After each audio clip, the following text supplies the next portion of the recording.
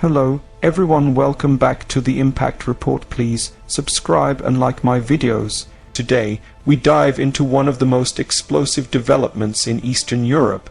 Belarus on the brink. Army turns against Lukashenko as protests explode nationwide. Reports are flooding in from multiple sources indicating that the long-stable regime of Alexander Lukashenko, Europe's last dictator, is facing its greatest challenge yet.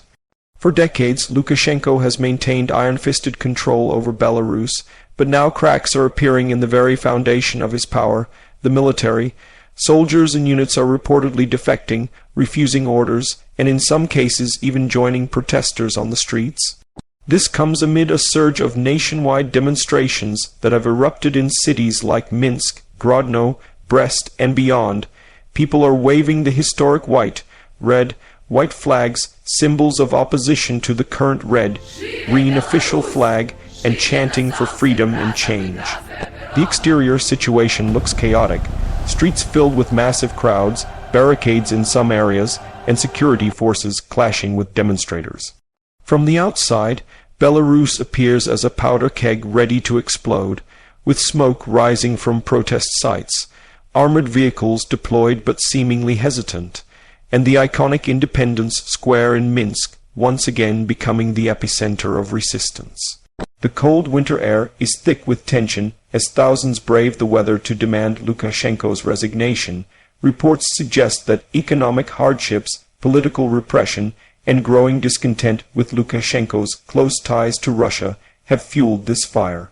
The exterior landscape of Belarus, its vast forests, flat plains, and urban centers, is now dotted with scenes of defiance from rural towns to the capital, painting a picture of a nation pushing back against authoritarian rule. Now, let's look deeper at the interior dynamics driving this crisis. The interior of Belarusian society has been simmering for years, but recent events have brought everything to a boiling point. Inside homes, workplaces, and even military barracks, whispers of dissatisfaction have turned into open rebellion. Lukashenko's regime has relied heavily on loyalty from the security apparatus, but sources indicate that fatigue, low morale, and perhaps moral qualms are eroding that support. Soldiers, many of whom are conscripts from ordinary Belarusian families, are reportedly questioning orders to suppress their own people. In barracks across the country, from the interior regions like Vitebsk and Mogilov to the western borders, there are accounts of units refusing to deploy against protesters or even laying down arms. This interior shift is monumental because the military has been the backbone of Lukashenko's survival through past crises, like the 2020 protests. Back then, brutal crackdowns kept him in power, but now the interior loyalty seems fractured. Families are divided, with some supporting the regime out of fear or habit, while others secretly back the opposition. The interior economy is struggling. Sanctions, inflation, and dependence on Russia have hollowed out living standards, making people bolder. Inside factories and universities, strikes and walkouts are spreading, paralyzing key sectors. The interior political scene is dominated by fear of the KGB and police, but anonymous online networks and exiled opposition leaders like Svetlana Tsikhanouskaya are inspiring courage. This big interior upheaval represents a profound change. Belarusians are no longer just enduring, they are actively resisting from within. The regime's propaganda machine, once effective in controlling the narrative, is losing ground as independent reports leak out showing defections at higher levels. Officers, tired of being tools for repression, are allegedly coordinating with protesters. This interior rot is what makes the current protests different. It's not just street action, it's a systemic challenge from the heart of the state apparatus. Historical symbols like the Pahonia coat of arms are resurfacing in secret gatherings, reminding people of Belarus's independent past. The interior cultural identity, suppressed under Lukashenko's Russification efforts, is reasserting itself strongly. Young people, who formed the bulk of protesters, grew up under this regime, but now see a chance for something better. The big interior story here is one of awakening. After years of intimidation, the fear barrier is breaking. Prisons are still full of political detainees, but releases in recent deals haven't quelled the anger. If anything, they've emboldened demands for full justice. The interior pressure is immense, with reports of power outages, internet restrictions failing to stop information flow, and even regime insiders doubting Lukashenko's longevity. This extended interior crisis could define Belarus's future as the people's resolve from within challenges the dictator's grip like never before. Moving on to performance, how is Lukashenko's regime performing under this pressure? Historically, it has performed ruthlessly, efficiently in suppressing dissent, but current performance is faltering.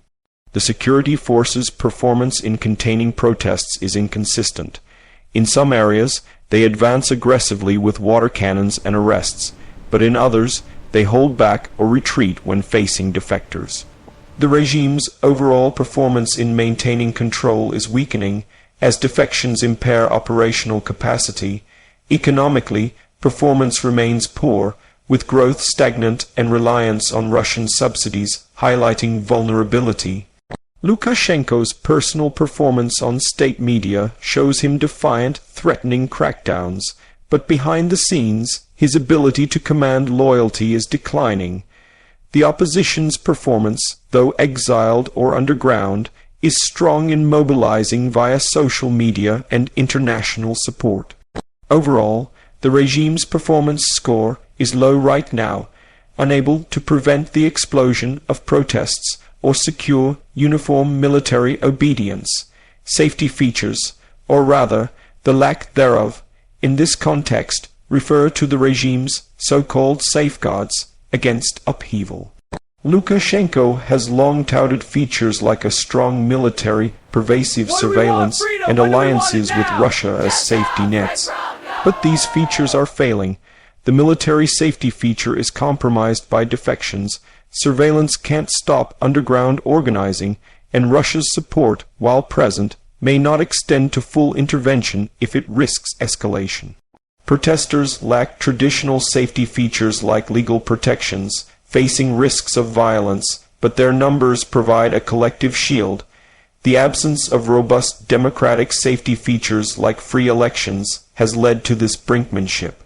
Unique selling points of this crisis for the opposition include the historic white flag as a powerful symbol of resistance, the potential military crossover as a game changer unlike 2020, and international attention that could pressure for change.